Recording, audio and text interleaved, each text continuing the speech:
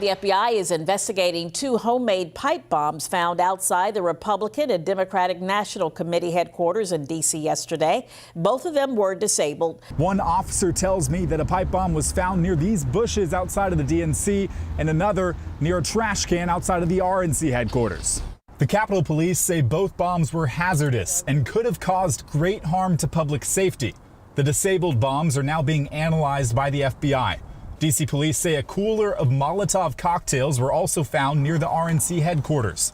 Police cleared these bomb threats while the pro-Trump mob breached the Capitol. Capitol Police also found a long gun inside what they call a suspicious car that was parked near RNC headquarters.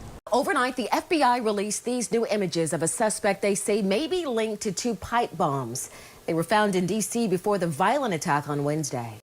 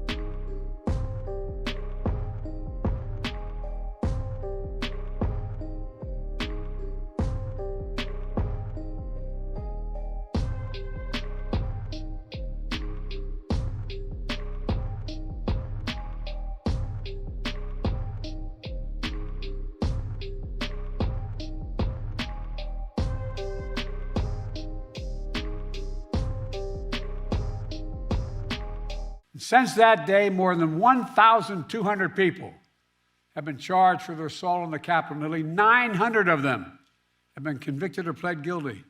Collectively, to date, they have been sentenced to more than 840 years in prison.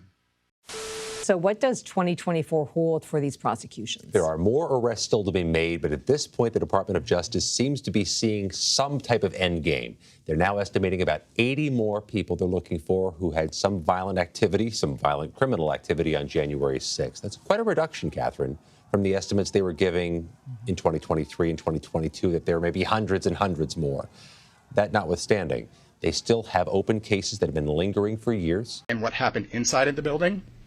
An important note when it comes to our prosecutions about those who remained outside the building. We have used our prosecutorial discretion to primarily focus on those who entered the building or those who engaged in violent or corrupt conduct on Capitol grounds. But if a person knowingly entered the restricted area without authorization, they had already committed a federal crime. Make no mistake, thousands of people occupied an area that they were not authorized to be present in the first place. Now let's talk about these pipe bombs that were planted at the RNC and the DNC the night before January 6th. The FBI is offering a $500,000 reward, which frankly is the kind of reward you'd expect for a major terrorist figure. Why is this the missing link in the prosecution?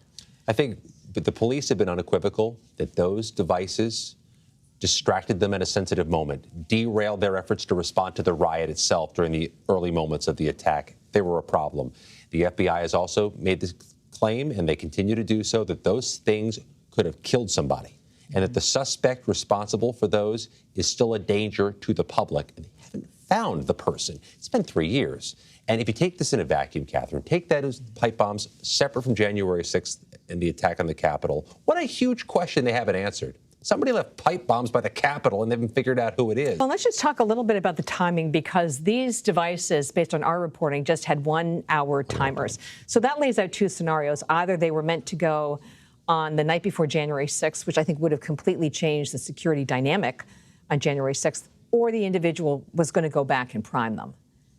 These devices have also been fodder for conspiracy theories in so many different directions.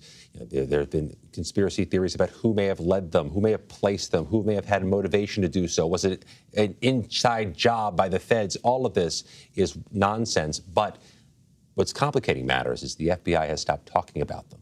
They made a statement yesterday but didn't take questions. They've stopped doing interviews about the pipe bombs. They've left this out there to be spun. And why is that? That's a good question. I mean, I don't suspect this is one of their big successes, that it's been 3 years and they don't have a suspect in this high-profile incident. And also, if there are no new leads, there may be nothing new to say.